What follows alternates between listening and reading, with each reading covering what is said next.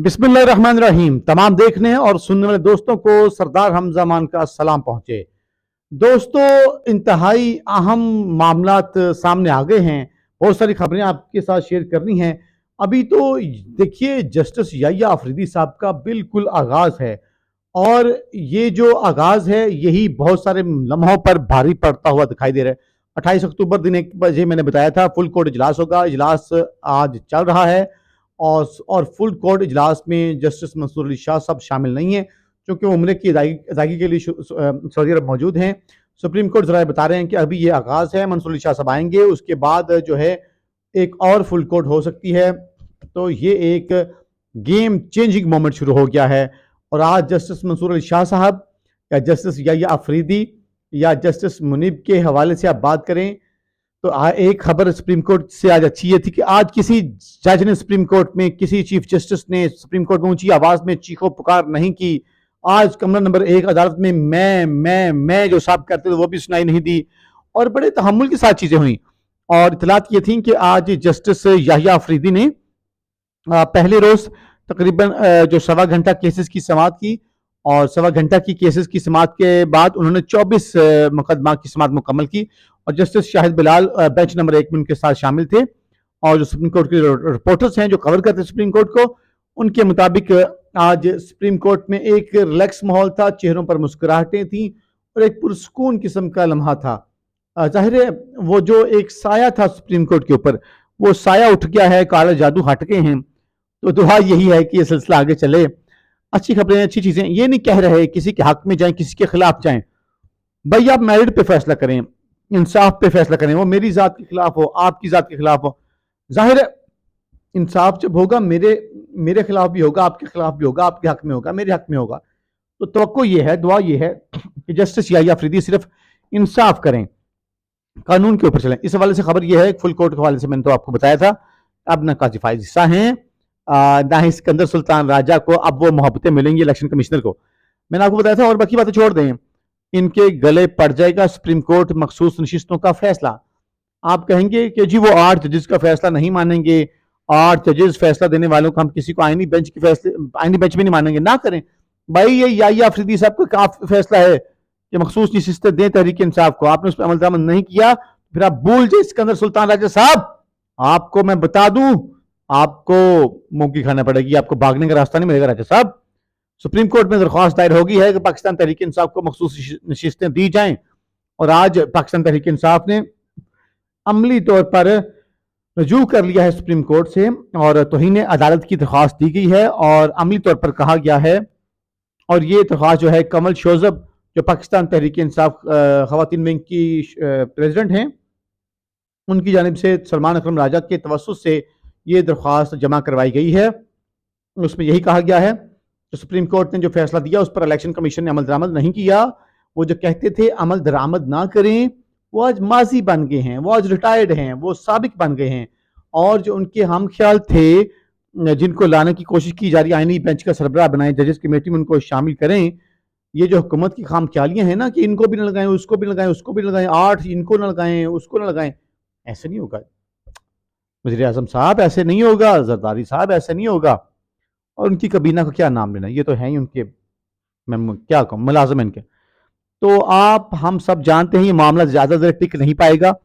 1 number full court, number 2 Pakistan Tehreek Insaf की जो सीटें हैं मखसूस नशिस्तें, उसके हवाले से तीसरी बड़ी खबर सुन लीजिए।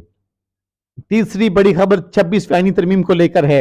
अगर वो उड़ गई तो इनका सारे का सारा प्लान, इनका लॉन्ग टर्म मनसूबा, इसको निकालेंगे, उसको रखेंगे, मर्जी का चीफ जस्टिस लेके आएंगे, वो भी बर्बाद हो जाएगा। अब जानते हैं अफराज सियाब खटक जो हैं, उन्होंने 26वीं आईनी तरमीम को सुप्रीम कोर्ट में चैलेंज किया था और तहरीक इंसाफ इसलिए चैलेंज नहीं कर रही थी कि काजी साहब से जान छूट जाए, वरना ये अपने सामने लगाएंगे और एक दिन में फैसला करके चले जाएंगे कि जी आईनी तरमीम बिल्कुल ठीक है, ये उनको एक सेफ एग्जिट दे देंगे। लेकिन इन सब ने इंतजार किया तो अफराज सियाब खटक साहब के बाद आज 26वीं आईनी तरमीम को कल अदम करार देने के लिए सुप्रीम कोर्ट में एक और दरख्वास्त दायर की गई है। ये दरख्वास्त Balochistan high court bar association और बलोचिस्तान बार कौंसिल की जानिब से दायर की गई है और इसमें कहा गया है कि जो जुडिशल कमीशन की तश्कील है और उस कमीशन को काम करने से रोका जाए। یہ وہی جوڈیشل کمیشن ہے جس نے آئینی بینچ بنانا ہے. تو وہ کہہ رہے ہیں کہ بھائی اس آئینی ترمیم کو بھی اڑائیں اور اس کے ساتھ جو ہے آپ جو اس جوڈیشل کمیشن ہے اس کو بھی کام کرنے سے روکیں. دوسری درخواست ہوگی. ایک اور درخواست سن لیجئے. سپریم کورٹ بار کے سابق صدر ہیں عابد زبیری صاحب, ان کی جانب سے بھی درخواست دی گئی ہے اور انہوں نے بھی کہا ہے کہ آپ اس 26ویں آئینی ترمیم کو کل عدم قرار دیں. اس کے بعد ایک اور خبر سن لیجئے. لاہور ہائی کورٹ بار کے جو صدر ہیں انہوں نے بھی 26ویں آئینی ترمیم کو سپریم کورٹ میں باضابطہ طور پر چیلنج کرنے کا فیصلہ کر لیا ہے اور باضابطہ انہوں نے اس چیز کا فیصلہ کر لیا بہت جلد. وہ کل ہی اسد منظور بٹ صاحب کل ہی درخواست جو ہے سپریم کورٹ میں جمع کروائیں گے. اس کا مطلب یہ ہوا لاہور ہائی کورٹ بار ایسوسی ایشن, بلوچستان بار ایسوسی ایشن, Balochistan bar council, Peshawar bar council, Peshawar Lahore high court, Jamaat Islami نے کل کہا تھا کہ وہ بھی اعلیٰ عدالت میں جائیں گے, تحریک انصاف نے کہا وہ بھی اعلیٰ عدالت میں جائیں گے. تو اب ان کے رنگ میں بھنگ پڑتا ہوا دکھائی دے رہا ہے. یہ تو نہیں ہو سکتا کہ ان کی مرضی کے مطابق وہی جب آئینی بینچ بنانے پر سوال ہو سپریم کورٹ کے اور جو انتظامیہ ہے اس کے درمیان جو پاور ہے اس کے تصور کے خلاف ہو تو یہ آپ آئینی بینچ کے سامنے بھیجیں اور وہاں بٹھا دیں ان کو احسن اقبال کو, لٹرم پٹرم کو. تو میرا نہیں خیال یہ آواز یہ کام ان کا اس طرح سے بنتی ہوئی دکھائی دے رہی ہے. اب یہ معاملہ ہو گیا. 2-3 خبریں اور ہیں. آج کی سب سے بڑی خبر اڈیالہ جیل سے. میں نے آپ کو بتایا تھا تقریباً 3 ہفتوں کے بعد, 3 ہفتوں سے زیادہ دن ہو گئے, 3.5 ہفتے کہہ لیں, 25 دن کے بعد آج اڈیالہ جیل میں 190 ملین پاؤنڈ کی اس کی سماعت ہونی تھی اور 190 ملین پاؤنڈ کی جو جیل میں سماعت ہے وہ بغیر کسی کارروائی کے 30 اکتوبر تک ملتوی کر دی گئی ہے, یعنی پرسوں تک.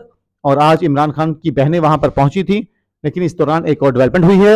آپ نے دیکھا کہ تحریک انصاف کے رہنماؤں کے درمیان بیان بازی بھی ہو رہی تھی, اختلافات بھی تھے, بہت کچھ تھا.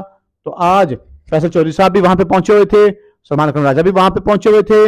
تو اطلاعات یہ ہیں ذرائع کی کہ عمران خان صاحب نے آج فیصل چودھری جو فواد چودھری کے بڑے بھائی ہیں انہوں نے ان کو ایک زوردار قسم کی عمران خان نے جفی دی اور رپورٹرز یہی کہہ رہے ہیں کہ کافی لمبی جفی تھی اور ان کی آپس میں گفت و شنید بھی ہوئی.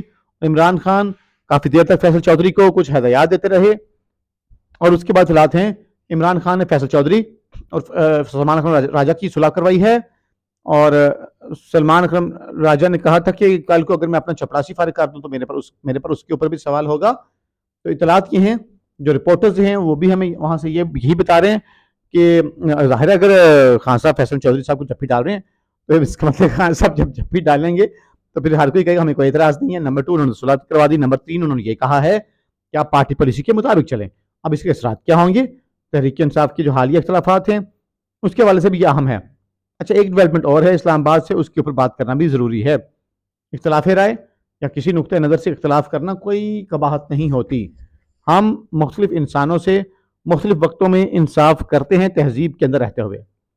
بہت سارے لوگ جن کی کوئی آواز نہیں ہے, جن کو طاقت کے دور پر دبایا جاتا ہے, اٹھا لیا جاتا ہے, ایمان مزاری ان کی آواز بنتی ہے.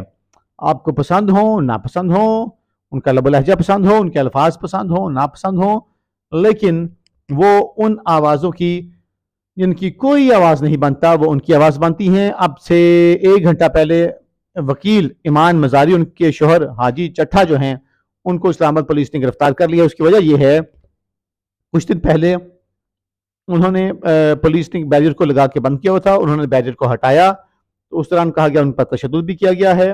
اس کے بعد اب کار سرکار میں مداخلت کا مقدمہ ان کے اوپر درج کر کے ان کو گرفتار کیا گیا ہے. اور یہ کہ ایمان مزاری ان کے شوہر کا کہنا یہ ہے کہ اس دن جب یہ سب کچھ ہو رہا تھا تو انہوں نے بتایا تھا کہ انہوں نے کورٹ میں جانا, ان کا کورٹ کا ٹائم ہے. تو اس دوران وہاں پر پولیس نے بتایا کہ ہم اس کو 5 منٹ تک کھول دیں گے. تو انگلینڈ کی ٹیم آئی ہوئی تھی, شاید اس کا روٹ لگا ہوا تھا, تو ان کے مطابق ان کے کیسز لگے ہوئے تھے, وہ پہنچ نہیں پا رہے تھے کورٹ میں. تو انہوں نے کہا تھا آپ نے اتنا ٹائم 5 منٹ کہا تھا, 5 منٹ سے زیادہ ہو گیا, ہمیں جانے دیں.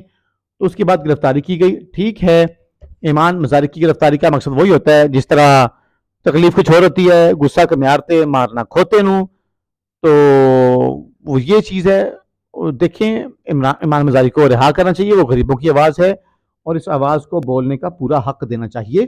آپ اس طرح سے آوازیں نہیں دبا سکتے. اپنا بہت سارا خیال رکھیں. پاکستان زندہ باد اور اپنے قرب و جوار میں غربا کا بہت سارا خیال رکھیں. اللہ نے کے بعد